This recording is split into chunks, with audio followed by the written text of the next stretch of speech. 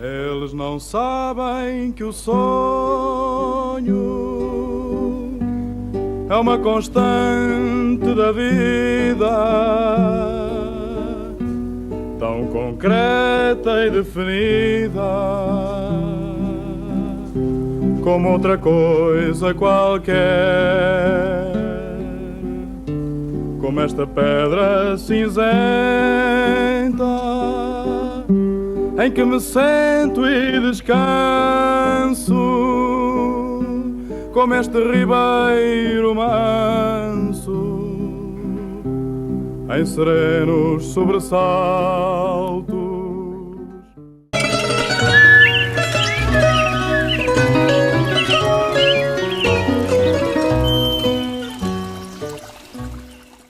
Para quem nos está a ver, quem é o Manel Freire? É um cidadão português com 83 anos de idade, reformado, vive em Asos Negros, com a mulher e uma cadela, que fez umas cantigas ao longo da sua vida e que se tornou um bocadinho conhecido por causa disso. E pronto, pouco mais a dizer.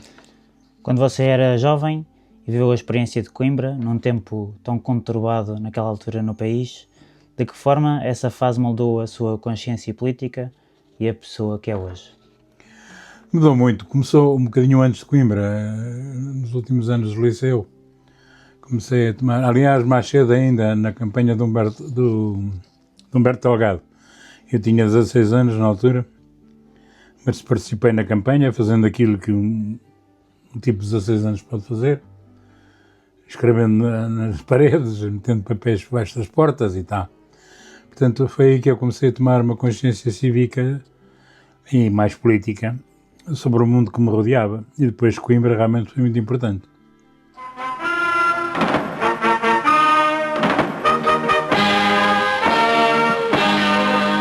Venham leis e homens de balanças, mandamentos dá quem e dá-lhe mundo. Venham ordens, decretos e vinganças, deixem nosso juiz até ao fundo. Em que momento é que percebeu que a música podia ser mais do que cantar, podia ser também a passar a ser uma forma de resistência? Eu compreendi isso através de outros cantores, concretamente influências anglo-americanas, Bob Dylan, Donovan, mas sobretudo portuguesas, de Zeca Afonso, indubitavelmente, o maior músico e o maior cantor português, e de um espanhol, ainda hoje meu amigo, chamado Paco Ibáñez, que tinha feito um disco, poesia espanhola de hoje e de todos os tempos, qualquer coisa assim, que se chamava assim, e eu percebi que podia a poesia servir para nos ajudar numa luta que era uma luta que travávamos para melhoria das condições de vida, e socorrendo-me dos grandes poetas portugueses, assim como o Paco Ibáñez tinha socorrido os grandes poetas espanhóis e tal. Creio que foram vários canais a desaguar no mesmo rio, não é? Como é que você sentia, ou seja, você quando cantava tinha aquelas, digamos, dicas políticas que supostamente podiam ter consequências. Como é que você via isso? Sentia algum receio? Havia sempre um receio, não é? Porque eles seguiam-nos de muito perto. Inclusivamente, eu trabalhei muitos anos numa empresa metalúrgica em Ovar, onde eles iam quase todos os anos pedir informações sobre mim. Mas como eu tinha um comportamento dentro da empresa inatacável, era bom funcionário e tal, e o chefe de pessoal dizia que o que eu fazia aos fins de semana eles não sabiam, nem tinham nada a ver com isso. Não era que eu lá me ia safando por entre os pingos da chuva. Claro que havia muita coisa proibida, muitos espetáculos, muitas reuniões que eram proibidas. Fazia-se a coisa de uma forma um bocado clandestina, não fazendo grande propaganda dos sítios onde íamos cantar. Às vezes éramos obrigados a enviar as letras à censura prévia, mas fazia-se muita coisa também contornando a censura e contornando o poder que autorizava ou não essas coisas. Não é? Era um combate de certo modo, uma esperteza contra a censura. Tentamos fazer as coisas sem que eles interviessem. Uhum. E ao longo da sua carreira já teve a oportunidade de atuar algumas vezes fora do país? Sim, eu cantei muitas vezes fora do país, sobretudo para a imigração. E como é que é cantar fora do país devido à barreira linguística? Como é que você sente? Normalmente cantava para portugueses, não é? Eu fui muitas vezes à França, à Bélgica, à Suíça, à Suécia, mas normalmente cantava para portugueses, portanto... Acabou por nunca sentir essa barreira linguística? Era fácil. As pessoas estavam lá para me entender, eu estava lá para me fazer entender, de maneira que conseguíamos fazer essas coisas. Depois corri a outros países, também andei pelos Estados Unidos e pelo Canadá também, sobretudo, ou quase sempre, para público português. Em Angola, Cabo Verde, Santo Tomé e Príncipe, e mais alguns sítios, mas agora não me lembro, os países todos onde andei. Mas cantava sobretudo para grupos portugueses. Ok. Você, quando estava a fazer a Pedra Filosofal, alguma vez pensou que essa canção viesse a ser tão emblemática e tão com a importância toda que teve e tão reconhecida? Não, eu li, desde miúdo que lia muita poesia. E quando comecei a fazer cantigas, de vez em quando parava-me com poemas escritos que se identificavam com a minha maneira de pensar e de estar no mundo, e eu tentava dar-lhes música para fazê-los chegar a mais pessoas. Porque um poema num livro é uma coisa que é lida por muito pouca gente. Pois. E uma canção pode ser logo escutada por milhares de pessoas. Logo, se passa na rádio, por exemplo, são logo milhares de pessoas a ouvir. Portanto, a música é um veículo muito bom para levar as palavras às pessoas. E então eu procurava apanhar nos livros esses poemas, e quando encontrei a pedra achei que era uma coisa, realmente um poema fantástico, mas nunca pensei que teria o sucesso que teve. Musiquei como musiquei outras coisas e cantei como cantei outras coisas, sem qualquer pretensões de ter ali uma coisa especial decorrida. Não, era mais uma cantiga que eu tinha feito. E depois do amor... Era este o sinal mais esperado, a senha previamente combinada para se desencadear a revolta. Pela madrugada, as unidades militares saíram para a rua, firmes e determinadas. Pouco mais de um mês antes, uma tentativa de golpe fora abortada nas Caldas. Desta vez, no entanto, o movimento era irreversível. Logo pelo amanhecer, primeiro timidamente, depois na euforia própria da libertação, o povo português associou-se às suas forças armadas num grito espontâneo de alegria e alívio. De uma forma espantosamente cívica para quem se habituara ao medo e à repressão, as pessoas invadiram as ruas, deram as mãos, cantaram, choraram, distribuíram cravos.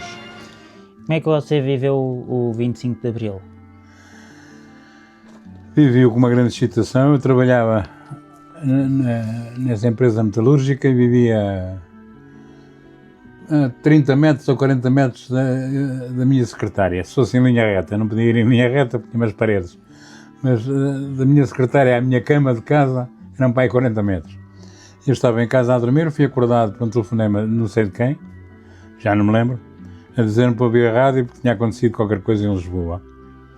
Eu não só ouvi a rádio, como levei o rádio comigo. Esse rádio acompanhou-me depois, todos os anos, no meu trabalho. E ao longo do dia fui tomando conhecimento parco, um conhecimento reduzido, porque as coisas não eram muito claras do que se estava a passar em Lisboa e no país. E à noite reuni em minha casa uma série de amigos. Minha casa tinha a sala maior. Reuni uma série de amigos e tínhamos postos de escuta. Num quarto ouvia-se a BBC, no outro quarto ouvia-se o Rádio Clube Português de Miramar, e na sala era o quartel-general.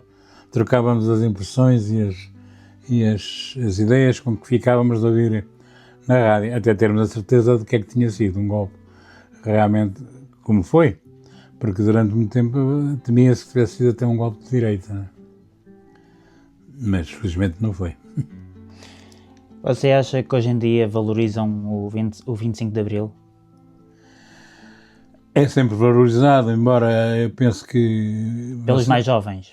Os mais jovens, talvez não lhes seja dado a informação completa e total. É sempre difícil analisarmos coisas que aconteceram há 50 e há muitos anos. Sim, até porque se calhar é difícil valorizar o dia, porque hoje em dia os jovens já têm essa liberdade toda, então não sabem também como é que é passar... Exatamente, pois já nasceram neste regime, já vivem num regime de liberdade, não sabem o que era não ter liberdade, não sabem o que era ter aquelas pressões todas que havia de censura e que impediam ajuntamentos, impediam a escrita nos jornais, cortavam as cenas dos filmes, cortavam as peças de teatro. Portanto, hoje ninguém sofre, tem esses problemas pela frente, né? De maneira que é mais difícil. E é sempre difícil a gente ver e falar e compreender coisas que se passaram há muitos anos. O que é para nós hoje a Batalha de Aljubarrota? Não é nada, são umas palavras, não é? Podemos imaginar os filmes que vemos nos planos de cota de malha à espadeirada uns aos outros, mas pouco mais do que isso, não é? E é um bocado assim, à medida que o tempo vai passando é mais difícil entrar na definição correta do que foram aqueles acontecimentos, não é? E penso também que a escola também não dá a importância devida a isso. A escola devia insistir mais no que foi, porque é um ponto que talhou a nossa vida daqui para a frente. Há 50 anos que nós vivemos uma vida completamente diferente da que tínhamos antes. E, portanto, acho que é sempre importante falar nisso, falar nas razões que modificaram a nossa vida, não é? Pois, eu concordo consigo. Atualmente vive em Andes Negros, porque é que escolheu a nossa terrinha? Também história engraçada. Eu vivia em Via de Leiria, numa casa alugada, uma senhora francesa, e nós os dois, eu e a minha mulher, temos 5 filhos. Eu tenho 3, ela tem 2. E queríamos aproximar-nos mais deles, mas na altura a maioria deles vivia em Lisboa. Como era difícil fazer 5 pessoas mudar de alojamento para se aproximar de nós é que tínhamos que fazer um esforço para nos aproximarmos deles. E começámos à procura de uma casa. Entretanto, a minha mulher vendeu uma casa que tinha dos pais, que tinha em Viana do Castelo. Eu tinha uma casa dos meus avós à venda em Ovar. Vendemos essas casas e começámos à procura de uma casa para comprar. E foi a minha mulher que descobriu isto aqui. Alguém lhe falou que havia aqui umas casas em construção de uma senhora. Era uma senhora que era construtora civil. Viemos ver esta casa estava ainda em construção, em obras. Gostámos sobretudo desse espaço enorme. Nós tínhamos muitos livros. Precisávamos de um sítio para arrumar, para guardar livros. Não é para arrumar, que eles estão todos arrumados. Mas alguns estão arrumados. Mas foi uma descoberta, esta sala foi uma descoberta. E pronto, viemos aqui parar por acaso, não é? E estamos bem. E você já alguma vez fez parte aqui do associativismo local? Sim, e fui presidente da Assembleia Geral do Grupo Esportivo? Do Grupo Esportivo e Recreativo Dados Negros? Sim, da Associação aqui Dados Negros, durante uns anos. Como é que você viveu essa experiência? É interessante, eu já tinha uma experiência associativa muito grande, porque eu com 14 anos, 15 anos, ajudei a fundar um clube em Ovar, foi muito importante. Tivemos a ajuda do pai de um amigo nosso, que tinha propriedades e que nos cedeu uma casa velha, onde nós fizemos uma sede, e de um quintal fizemos um campo de jogos, onde praticávamos sobretudo handebol 7, tivemos muitos anos na primeira divisão, a jogar contra o Porto e contra o Sporting, e os grandes clubes de handebol 7. Jogávamos basquete, voleibol e tínhamos uma atividade cultural muito grande. Era que a partir dos 14 e 15 anos que eu me vi envolvido na vida associativa.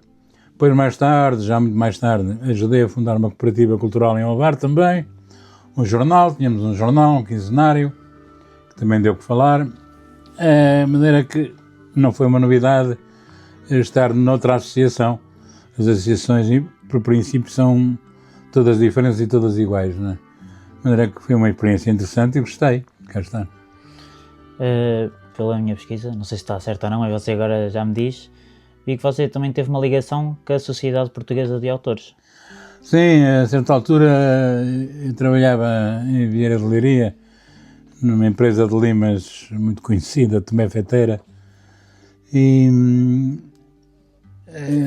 por razões económicas começaram a encurtar o pessoal, eu fui despedido, fui para o Fundo de Desemprego, estava portanto em casa sem fazer nada, e houve um problema na Sociedade de Autores, que eu fazia parte do Conselho Fiscal, ou assim, uma coisa qualquer, acho que era do Conselho Fiscal.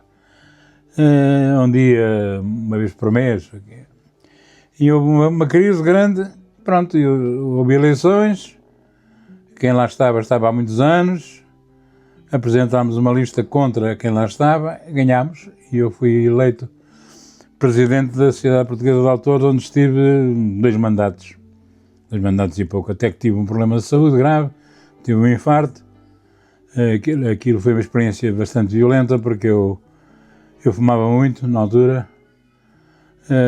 Arranjei um apartamento para estar em Lisboa durante a semana, mas saía de casa para o trabalho, saía do trabalho para casa, praticamente não tinha vida nenhuma, e foi bastante violento e resultou num infarto de miocárdio. E depois de ter esse problema de saúde comecei a resguardar-me, e até que não quis candidatar mais e vim para casa. Como é que você viu a sua adaptação aqui à dos Negros? Sente que foi tranquilo? Nós somos assim um povo acolhedor? Como é que sente? Não, é uma aldeiazinha interessante, simpática, como são quase todas as aldeias em Portugal. Eu também nunca fui muito grandes cidades, eu só vivi em cidades por razões ou de estudar, em Coimbra, no Porto, depois em Lisboa, na Tropa, e quando estive na Sociedade Portuguesa de Autores, era que eu vivia em Ovar, que também é uma terra pequena, um bocadinho maior que a dos Negros, mas de qualquer maneira é uma terra pequena, tranquila também. Era que integrei-me aqui muito bem, gosto muito aqui do meu cantinho, tenho aqui os meus livros, tenho um bocado de terreno, tenho umas árvores de fruto, sinto-me bem. Isso é o mais importante. Que mensagem é que gostaria de deixar aos jovens? É sempre um bocado complicado a gente ter a pretensão de deixar mensagens aos outros. Eu diria que nunca desistissem dos seus projetos, porque no fim de contas, com esforço, com vontade, muitos sonhos e muitos projetos se concretizam. Nenhum de nós sabe o que é que vai ser quando tiver mais 20 ou 30 anos. Eu não fazia a mínima ideia de como seria a minha vida. Vocês também não sabem, mas todos vocês têm sonhos e projetos de vida que eu penso que devem lutar por eles, devem sempre lutar e pensar que a felicidade não é uma coisa só individual, é uma coisa coletiva. Eu acho que é muito difícil a pessoa sentir-se feliz se à sua volta os outros estiverem infelizes. A felicidade para mim é um conceito coletivo. Eu estarei feliz se os outros à minha volta também estiverem felizes. E para isso é preciso não esquecer aquilo que vivemos e é preciso fazer alguma coisa para que o dia da manhã seja melhor que o dia de hoje. Tá bom, olha, muito obrigadinho. Nada. Obrigadinho pela sua participação. Teve muito gosto.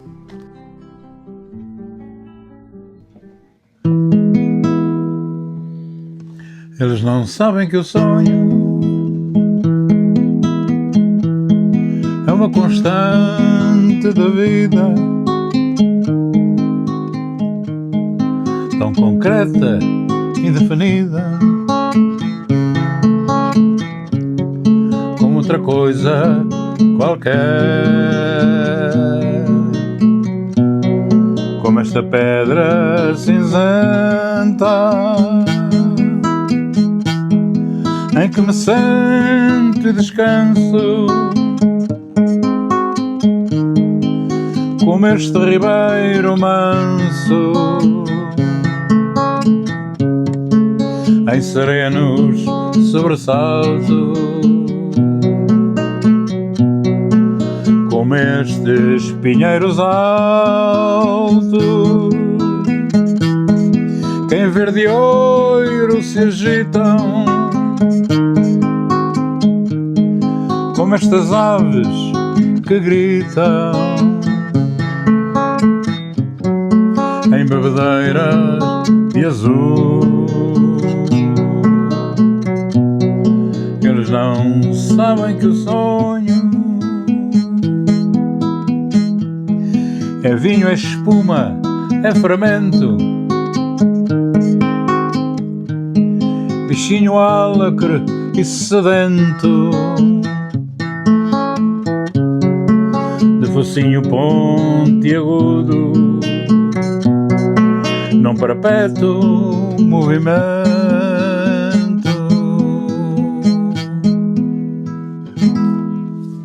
Eles não sabem nem sonham que o sonho comanda a vida e que sempre que um homem sonha, o mundo pula e avança como bola colorida entre as mãos de uma criança. La, la, la,